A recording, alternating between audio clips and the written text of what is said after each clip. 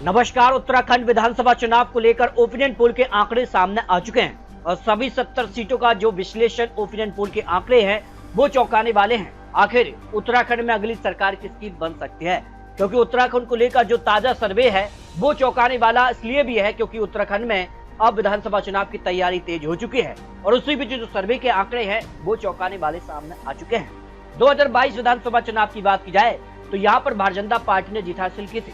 Bharatiya Janata party को यहाँ पर 47 सीटें मिली थी, लेकिन 2017 के मुकाबले 10 सीटों का नुकसान देखने को मिला था। जबकि कांग्रेस पार्टी को 19 सीटें मिली थी, 8 सीटें कांग्रेस पार्टी ने यहाँ पर ऐड की थी, जबकि बहुजन समाजवादी पार्टी को 2 सीटें और निर्दलीय ने 2 सीटें यहाँ पर हासिल की थी। और अगर बात की जाए तो भारतीय जनता पार्टी का वोट शेयर था 44% और कांग्रेस पार्टी का 37% वोट शेयर था।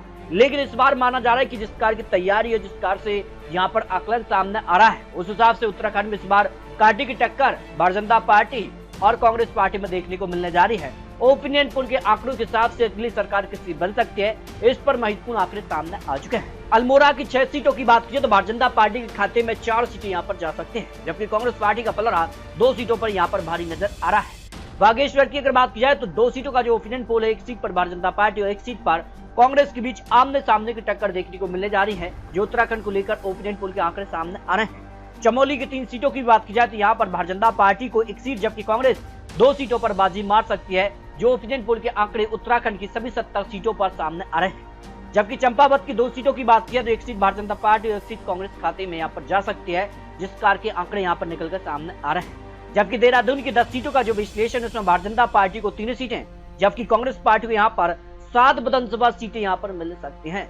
इसके अगर बात की जाए तो हरिद्वार की 12 सीटों में से भारतीय जनता पार्टी को 3 सीटें, कांग्रेस खाते में 8 सीट है और 1 सीट अन्य पार्टी के खाते में यहाँ पर जा सकती है, जो ओपिनियन पोल के आंकड़े उत्तराखंड को लेकर सामने आ रहे हैं। यहाँ पर पोती गढ़वाल की 6 सीटों में भारतीय जनता पार्टी और कांग्रेस के बीच है बिल्कुल कांटे की टक्कर देखने को मिल सकती है। 3 सीटें भारतीय जनता पार्टी और 3 सीटें कांग्रेस खाते में यहाँ पर जाती नजर आ रही है। नैनीताल की भी यहाँ पर चौंकाने वाले आंकड़े हैं। नैनीताल में भी कांटे की टक्कर देखने को मिलने जा रही है।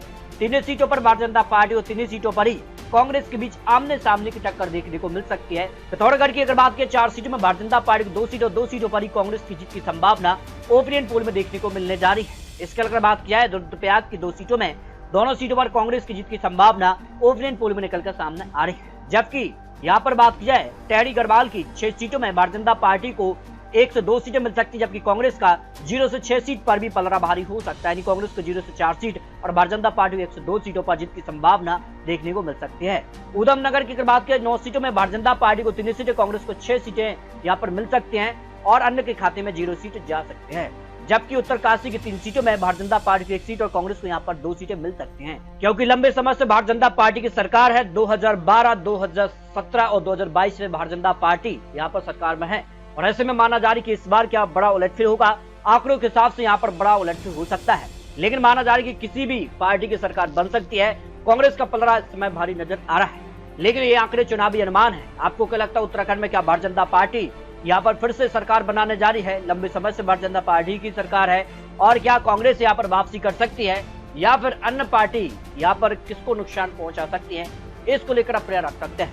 तो आपको बता दें ये चुनावी आंकड़े चुनावी अनुमान है। बहुत जल्द आपको और महत्वपूर्ण आंकड़ों के साथ फिर मिलते हैं। तब तक ले जय हिंद, जय भारत।